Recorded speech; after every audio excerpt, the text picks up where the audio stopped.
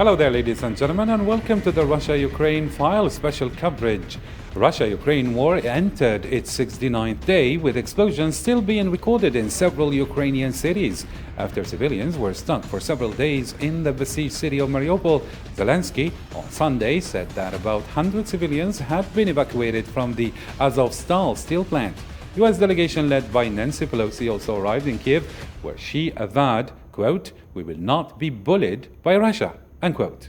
Ukraine warned that peace talks with Moscow were in danger of collapse and said Russia was pounding areas in the east and south after failing to capture the capital in a 9-week assault that has turned cities to rubble, killed thousands, and forced over 5 million Ukrainians to flee abroad.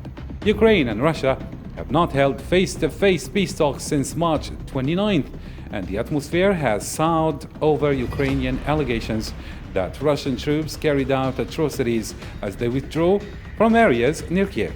Moscow has denied the claims. The two sides have since held talks by video link. For an in-depth analysis of the situation on the Russia-Ukraine file, I'm joined live via Skype by Udo Jodhani, CEO and founder of Perella Strategic Advisory Group from Italy, along with Marina Koostav, Senior Assistant to NATO Ukraine Programs from Ukraine. Thank you, dear guests, for joining us. The discussion begins right after this break.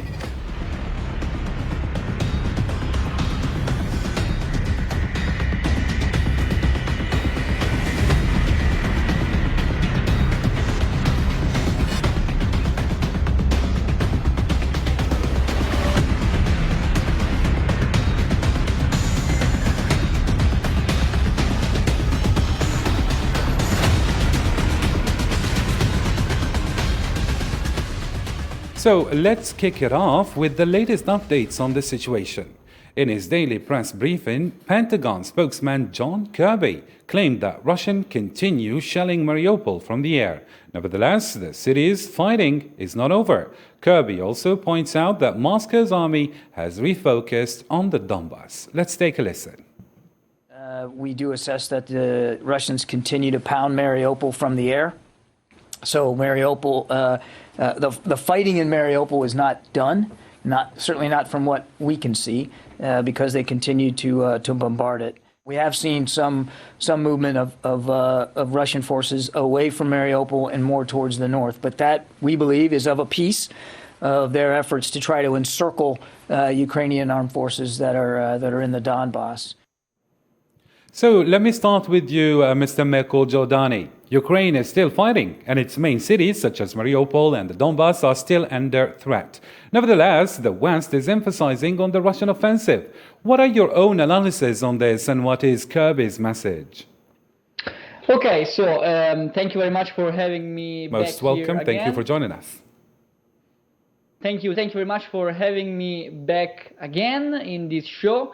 My opinion is that the war is not really near to end. Russians have only one thing and only: they need to win this war. Absolutely, they have no other choice. The space for sitting at the table between Russians and Ukrainians is really, very narrow. Like, the street is very narrow. Now they are starting to shell Odessa. When I was in your show like some weeks ago, I have said the next target after Mariupol will be the southern coast of Ukraine, such as Mykolaiv and Odessa, and this is happening right now. The Russian Navy is not as strong as it was before after the destruction of the Moskva, but still they are fighting, and Russians will not stop until they will have Odessa surrendered, like it's happening now with Mariupol. We are noticing that there are still people that are resisting in Mariupol. It's over. Like, the battle in Mariupol, it's over, and Russians they have taken the city. They are starting to put Russian schools. They are starting to put Russian administrators in that cities. How successful it will be, we will only see it in the future. But the fact on the field are telling this. And now it's Odessa's time. How it will finish? It will finish in a bloodbath. That's for sure. Very nice indeed. What about you, Mrs. Marina Koostav? You're in Kiev. What can you tell us about the overall situation there, and what are the recent developments on the ground? Well, Kiev actually, due to the situation that is not focused mainly in the military situation, now mainly focused in the south and east of our country, Kiev is getting back to more or less normal life, but of course it's still dangerous here, and the air attack could happen anytime, any day. And our city administration, our mayor strongly recommends that it's too early to come back to Kiev for those who left the city during the wartime or before. But in any case, from my perspective, if I can say so, I'm here all the time. I didn't leave the city. I didn't flee to other regions or countries. So I can judge from my own experience being here that yes, people are coming here, and we see the people in the streets. Children are playing in the gardens, in the parks. So we are trying to move on and to live our life. And the shops are starting to open, the cafeterias, some recreation zones. And of course, we have to understand that now is spring and the summer is coming, and it's always active season in Kiev and in Ukraine in general. So we just need to move on, and we are living our life, and this is how it is now, and this new reality for us, unfortunately. I see. All right, moving on now. Efforts to evacuate more civilians from the devastated Ukrainian port city of Mariupol, ran into delays on Monday, and hundreds of people remain trapped in the Azovstal steelwork, the last stronghold of resistance to the Russian siege. It was not immediately clear what was causing the holdup. As city officials said earlier, those Russian forces had on Sunday resumed shelling the plant after a convoy of buses had left. The evacuation as it is underway, all I can say is that so far I can commend tireless efforts of the United Nations and the International Committee of the Red Cross for making it happen. But everything is very fragile. Things can fall apart at any given moment, so it's better to wait until evacuation is over. At the same time, I would like to emphasize that this evacuation effort covers only civilians, and we still have Ukrainian defenders who, including severely wounded Ukrainian soldiers, and their lives should not be left at the discretion of Russian army. Let me get back to you, Mrs. Marina Koostav. The evacuation started since the beginning of the war. However, the shelling did not stop. Russian forces have already triggered a humanitarian catastrophe in the east, but are still not in control of the port city of Mariupol, totally. Do you think the Russians will be successful at their attempt to take over Mariupol and the Donbas region? As you said, this is your new and fortunate reality. Are we going to expect that Ukrainians are going to get used to this reality and just carry on their life quite normally and having this war at their doorstep? No, I never said that. We will not get used to this reality. We have to get used now when this is happening, because otherwise we will not survive. We have to earn money to raise our economy as much as possible. Yes, it's difficult, and the people are lacking jobs currently because of the war, but still. And we do not forget the people who are living on the more or less calm territory of Ukraine, what is happening in Mariupol and in the east.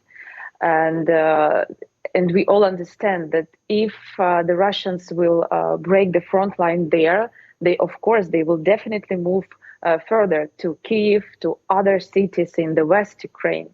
So our efforts, all of the nation's efforts, both civilians, military, the efforts are focused on assisting our defenders.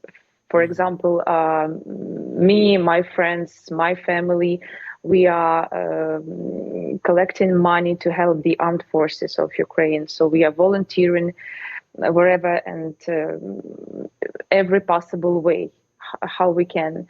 So this is our common job and common purpose of our nation, to get the victory as soon as it's possible. Of course, we do understand that the war will not end tomorrow or in a week. Sure, because the Russian army, they may be demotivated, as lots of experts are saying now, but still there is a big army, and the rumors about possible and potential mobilization in Russia that could happen actually next week, it's really dangerous, and it will cause more troops coming here to Ukraine to fight. So yes, we are now concentrated on how to get rid of this Russian army from our country, and we will not stop doing this, and we will not leave as it was during the 8 years when we had the conflict on the east. So it will not be like that anymore. I mean, the people will not leave and just, freeze the conflict and move on somehow. No, we will rest only when our territory will be back to Ukraine. Very nice indeed. That's my opinion. That's very brave, and we wish you all the best in face of this crisis. Back to you, Mr. Udo Jodhani. The Russian leader has repeatedly made the unfounded accusation that Ukraine has carried out genocide in the East. Are these genocides verifiable? Can we get any proofs of Russia's accusations? What's Putin's strategy, according to you, amidst his failure to convince the world of his claims? This is a very slippery slope, to be honest. We all know that conflict and skirmishes in the east of Ukraine are ongoing since 2014.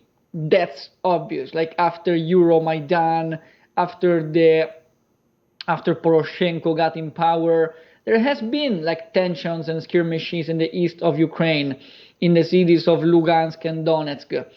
The fact is that it has been a slow but sure build-up of frictions. During a war, there isn't the monopoly of the truth. So there is a strong propaganda coming from Ukrainians, and there is a strong propaganda coming from Russians. I am not like saying something against Ukrainians. I fully support the Ukrainians' fight for freedom. I believe that freedom has to be cherished and has to be defended until death. I am saying that if there is a war between two parts, there are two propagandas. One propaganda comes from Kiev, the other comes from Moscow. There has been attritions in the east of Ukraine, yes, and this is verifiable. These tensions, the build-up of the tensions in Donbass, brought us to the war between Russia and Ukraine. Yes, this is a fact. In the other episode of your news show, we have discussed about how not believable was the denazification process of Putin in Ukraine. It's just a sham. It's a pathetic excuse. The fact is that the Russian intervention in Ukraine is fully political. It's fully strategic, and it has roots on what has happened in the east of Ukraine since 2014. I'm not saying that Putin did good in invading. I am saying that there are clear political, strategic, and military reasons why this war has happened. This is the reality. The only way to sort out from this war is that one side win. I don't see any other way out. So what is your guess? Who do you think is going to win? I mean, Russia seems to be bullying the world, and nobody can do anything about it. I mean, they are avoiding direct clash with it. I mean, the NATO is refusing to intervene directly. Even heavy weaponry being sent to Ukraine is being denied by certain countries such as Germany. I mean, how do you see a way out of this? The fact is that there is no way. You know, I'm making a very strong parallel with the Second World War. When there was Hitler going around the center of Europe, conquering first Austria and after Czechoslovakia and after the Sudets, you know, there was a country which was willing to fight, and it was England. England was willing to actually fight against the Germans, against Hitler, like not only fighting by words and press communique. England was willing to fight with his soldiers, with his airplanes, with his ships. Okay? So Europe and the West and NATO, they have two ways of fighting off Putin from Ukraine. One way is strangling, like seriously choking Russian economy by a full ban on Russian fossil fuels, gas, coal, and oil. With this, you know, we will pay a price. Our energy bills will skyrocket for some months, okay? But Russians will starve, okay? That's it. Like, it will be over. Like, in 2-3 months, the war will be over. Because Russians will simply not have any hard cash into their banks. And you don't think that perhaps their traditional allies are not going to stand with them? I mean, they don't have any other alternatives perhaps to continue financing their war and making money elsewhere? The second alternative is that we are making a military intervention. And this is not possible. Like, the West and NATO has said it very clearly, we will not intervene militarily. NATO is just supporting with some weapons, but it will not be enough. In the end, Russians will prevail. It's sad to say, but in the end, Russians will prevail. In just a military confrontations between Ukrainian partisans and Ukrainian army against the Russian army, it's like the imbalance of power is so strong. Maybe Russians will take a little bit more to conquer Mariupol, to conquer Odessa, to conquer Mykolaiv, and to conquer Kharkiv. But in the end, they will capitulate. And when they will capitulate, Putin will tell Zelensky, okay, now let's sit on the table, but not to negotiate. I want you to wave the white flag. You have to surrender, a full surrender. So the only weapon that the West actually has is a full and complete ban for some months on Russian fossil fuels. With this action, Russian economy will crumble in days. But there is a big dependence on the Russian energy products, and I don't think this is going to happen overnight. Perhaps Mrs. Marina Koostav would like to get back to you, comment on what you just said, since you draw a kind of dark scenario for Ukraine by Russia prevailing. Do you agree, Mrs. Marina Koostav, with what our distinguished guest has just stated? Of course, I don't agree. How could I? Yes. You know, maybe you should just really know Ukrainian people to understand our willing to be free. And we will not live under Russian flag. We will not surrender, as you said. This is not about us. We are ready to die for our Ukraine, but we will not live in Russia. This will not happen. And after what has happened in Bucha, what is happening in Mariupol, what they did to our kids, to our women, the atrocities, the rapings of the kids, the killings of innocent people, about what prevail you are saying. Yes, it will take time. But still, actually, the international weapons have started to come to our country only like a few weeks ago, not since the beginning of the war, yes? And the let's say, luckiness that we had on the front line in Kyiv region, in Chernigiv region, Sumy region.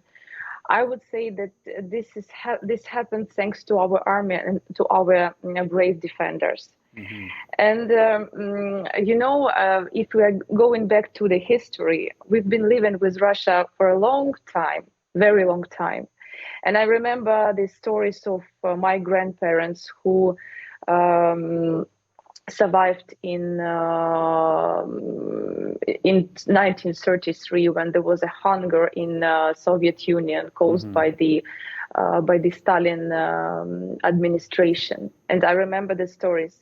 The purpose of these people is to eliminate our nation in general. So this is a genocide. So if we do not survive, and by the way, there is also a good point, if the Russians will prevail, they will go further. They will not stop here in Ukraine. They will go further to Europe, to Poland. So it is inevitable to have a direct clash between the West and Russia. And we are heading toward a first, let's say, a World War scenario. Yeah. Is that what you say? Of course. If we are talking about the prevalence of Russia, yes, this will happen. Because according to you, Russia will not stop at Ukraine. Perhaps it will have other expansion claims. No. Yes. Very nice. But then don't you see that perhaps the world order is defected? I mean, it's being accused of being double standards all the time. I mean, we see atrocities around the world. We see it happening in Palestine. We saw it happening in Syria. I mean, there is something right there wrong that needs to be fixed. Perhaps the world needs to be more humane, let's say, and perhaps have a stronger and let's say objective law that could be applied on everyone. We see here Russia just pointing to the defects of the other West nations by turning a blind eye toward other, let's say, violations that happened in the Middle East, and even by the United States itself, what happened in Iraq and what happened in Syria. Now, what can we do? Are we heading toward the bipolar world system? I am to answer, yeah? Yes. Okay. You're absolutely right. I think that the world was closing all the time the eyes on the Russians' criminal actions. Let's remember that in 2008 they started to annex Georgian territories. The world was blind, no sanctions. I mean, there were some sanctions, not so strong as now, but still they forgot. They continued the negotiations with the Russian government, with Putin, so as if nothing has happened. Then we had Donbass and Crimea taken from us illegally, the same situation, and Syria also. And I mean that. Be honest, that maybe if Ukraine and Ukrainian president now would have surrendered after 3-4 days after the war started here, so yes, I am sure that world would be silent as well in this situation. But due to the let's say they saw how we are committed to fight and to defend our territory. So, as you said, perhaps maybe even when Russia perhaps prevails, we're still going to see instability in the world. And of course, the Ukrainians are not going to lay arms. Even if Russia prevails, there will not be any stability. Here I see Mirko Jordani would like to comment on what you just stated. Of course, Mirko Jordani, go ahead. Yeah, thank you very much. I believe that your other distinguished guest is like she's like too much emotional on that. I sincerely, understand, because she's Ukrainian and she's there. I understand the emotions when she's speaking, and I can feel it. And I am really, praising the courage of Ukrainian men, Ukrainian women, not only women but also men that are fighting, obviously. But I think that I am a political risk analyst. I am analyzing stuff for living. and I need to be, rational. I would like to take the role of the rationality in this interview.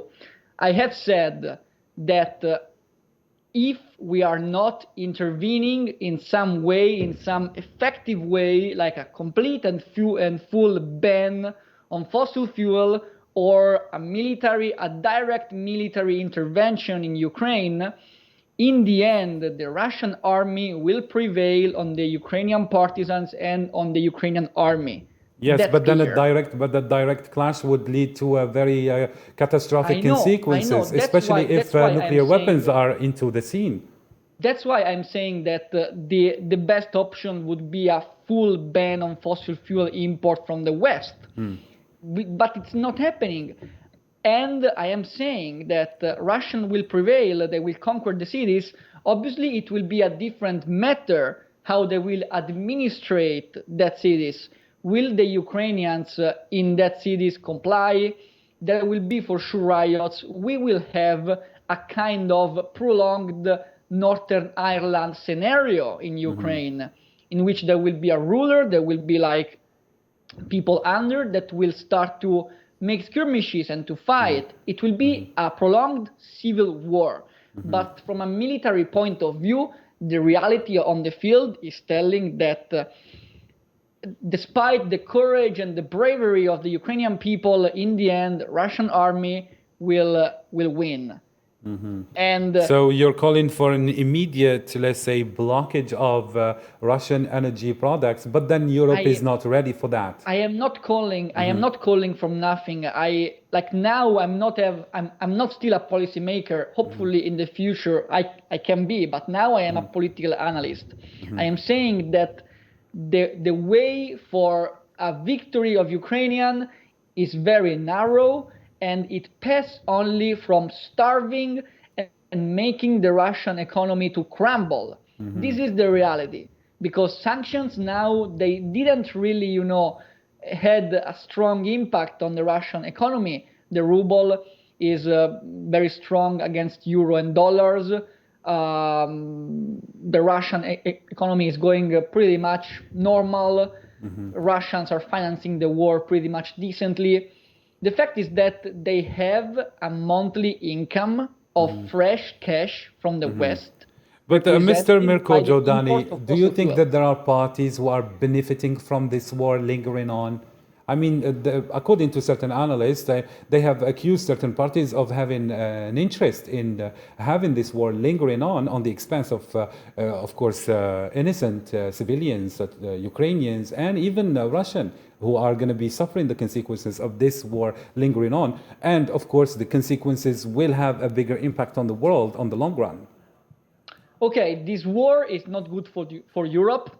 Because the European Union had only one target, which was to guarantee the peace over the continent, which is not happening. This war is obviously not good for Ukrainians because they are fighting and they are dying in order to protect the freedom of their country. It's not good for Russians because they are